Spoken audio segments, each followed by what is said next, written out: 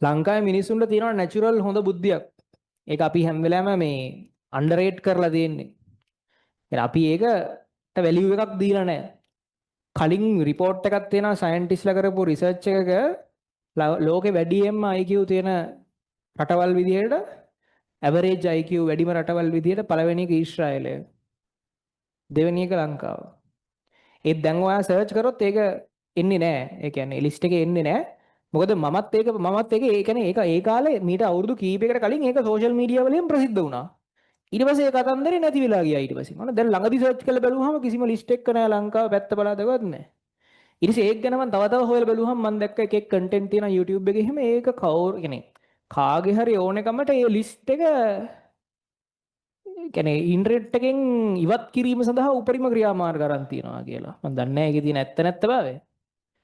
කියන්නේ එහෙම කන්ටෙන්ට් තියෙනවා YouTube එකේ කරපු ඒවා මේ ඒ ගැන රිසර්ච් කරලා කියන්නේ පොඩ්ඩක් හොයලා බලලා එහෙම එකක්. කියනවා ඊශ්‍රායල් ජාතිකයන් සහ ලංකාව අතර පොඩි ජෙනටික් සමානකමකුත් තියෙනවලු. ඒ කියන්නේ ජානමය වශයෙන් සමානකමක් තියෙනවලු. අවුරුදු 3000කට විතර කලින් ඉඳන්ම පොඩි පොඩි විවිධාකාරයේ රටවල් දෙක අතර සම්බන්ධතා තිබිලා තියෙනවලු. ඒකේ මොකක් හරි සිද්ධියක් ඇති. කොහොම හරි ඉතින් ඒ බබ එහෙම එකක් තියෙනවා. ඒ ඊශ්‍රායලය කියන්නේ හරි අමුතු රටක්ද මේ දවස්වල ඊශ්‍රායලය සහ මේ ඉරානයේ යුද්ධ ගැන කතා කරනවනේ. දන්නවනේ දවසක. ඒගොල්ලෝ විලා ලංකාවෙන් 3න් 1යි සයිස් එක. ලංකාවෙන් භාගයයි ජනගහනය. පොඩි රටක්. සයිස් එක ලංකාවෙන් 3න් 1යි. ජනගහනය ලංකාවෙන් භාගයයි.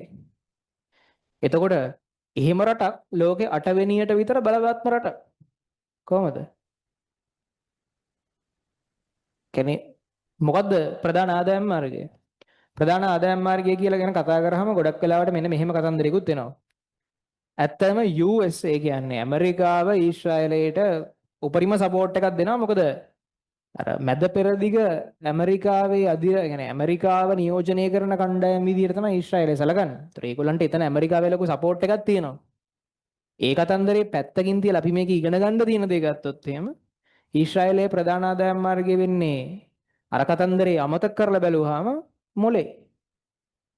ඊශ්‍රායලය කරන්නේ මුළු රටෙන් 145ක් බජට් එකෙන් 145ක් වෙන් කරලා තියෙනවා ඉගෙන ගන්න සහ රිසර්ච් වලට. රටක බජට් එකෙන් 145ක් මිනිස්සෙක්ගේ මොලේ හදන්න. කියන්නේ ඉගෙන ගන්න සහ රිසර්ච් වලට කියන්නේ නව නිර්මාණ සඳහා බජට් එකෙන් 145ක්. මේ ලංකාව වගේ රටක 105කට ආසන්න ප්‍රමාණයක් 102ක්ද 6ක්ද කියලා මට මතක නැහැ. එහෙම පොඩි ගාණක් තමයි අධ්‍යාපනයට වෙන් වෙන්නේ. අයි ආරක්ෂාවට අරවට මේවට වෙන් කරලා ගන්න බෑ. අර 145ක්. education and research. ඒ කියන්නේ ඒගොල්ලෝ කරන්නේ ඒගොල්ලන්ට තියෙන නැචරල් හොඳ IQ එකක්. ඒගොල්ලෝ කරන්නේ ඒගොල්ලන්ගෙන් ටීම් හදලා හොඳට උගන්වලා ටීම් හදලා ලෝකේ තියෙන ප්‍රශ්න වලට උත්තර හොයලා පේටන්ට් ගන්නවා. එච්චරයි. ලෝකේ තියෙන ප්‍රශ්න තියෙනවනේ. ඒ ප්‍රශ්න වලට රිසර්ච් කරලා උත්තර හොයලා ඒකේ පේටන්ට් එක ගන්නවා. ඒගොල්ලෝ ඒක නිෂ්පාදනය කරන්න යන්නේ නැහැ. මොකද නිෂ්පාදනය කරන්න බෑ. නිෂ්පාදනය කරන්න දෙන්න ඕනේ චීනය වගේ රටකට. ඇයි ඒ?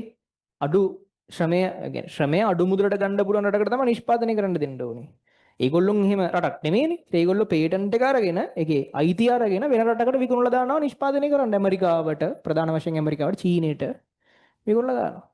USB පෝට් එක හොයාගෙන තියෙන ඊශ්‍රායලෙන් ඒ වගේ ගොඩක් ඒවා තියෙනවා. USB පෝට් එක කියන්නේ මේ ලෝකේ තියෙන හැම කම්පියුටර් එකකම තියෙන එකනේ.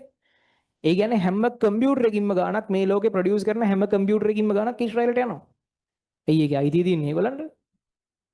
හිතන්න USB පෝට් කීයක් ඇද්ද මේ ලෝකේ? හරි. එතකොට මේ ඒ වගේ රටක් ඊශ්‍රායල මම මේ ඊශ්‍රායලයේ පැත්තක් ගන්නවා නෙමෙයි. මම මේ කියන්නේ ඉගෙන ගන්න තියෙන දේ. ඊට පස්සේ මේ ඒගොල්ලන්ගේ තියෙන මේක තමයි මොඩල් එක. ඒ කියන්නේ ඒගොල්ලෝ කල්පනා කරලා බලනවා රට ඇතුලේ ජනගහනය මිලියන 10යි. ලක්ෂ 100යි. ලංකාවෙන් භාගයයි. ඔය ගානකට මොනවත් විකුණලා රටේ කොට දාන්න බෑ. ඉන්න 100ටම හොඳට ඉගෙනුවා. හොඳ මොලයක් හැදුවා.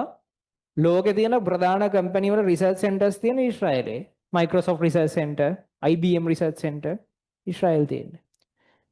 එහෙම එක රටක් ඒගොල්ලෝ. දැන් මේ කතන්දරයට පරස්පර මතයක් තියෙන ඇමරිකාවෙන් ඒගොල්ලන්ට සපෝට් කරන හින්දා ඒගොල්ලෝ එච්චර බලවත් කියලා. ඒකත් වෙන්න පුළුවන්. නමුත් අරකට ලොකු කන්සර්න් අපිට ඉගෙන ගන්න තියෙන දේ අපි බලන්න.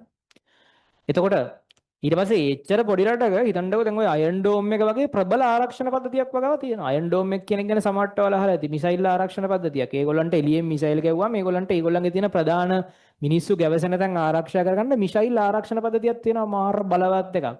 වෙන ගහන ඕනෑම මිසයිලයක් උඩදින් විනාශ කරලා දාන්න පුළුවන් ඒකට අයන් ඩෝම් එකට. ඔටෝ ක්‍රියා කරන්නේ. රෙඩාර් එකකින් මිසයිල් එක ඩිටෙක්ට් කරගෙන ඒකට වෙන මිසයිල් එකක් ගහලා දානවා උඩදී. හරි. ඒ වගේ රටක් ඒකේ. එතකොට වැදගත් කතන්දරයක්. මේ ඒ නිසා මිනිස්සු ඉගෙන ගත්තොත් රටක මිනිස්සු සයන්ස් කරොත් අර සයන්ස් නොලෙජ් එක හදාගත්තොත් මොලේ හදාගත්තොත් ඒකම ඇති රට කොට දාන්න. හරිද? වෙන ලොකු කර්මාන්ත තියෙන්න ඕනේ නැහැ. ඒකම ඇති රට කොට දාන්න. ඒකෙන්ම ලොකු දෙයක් කරගත්ත හැකියි. මොකද මිනිස්සු බුද්ධිමත් වෙන තරමට මාර දේවල් වෙනස් වෙන්නේ.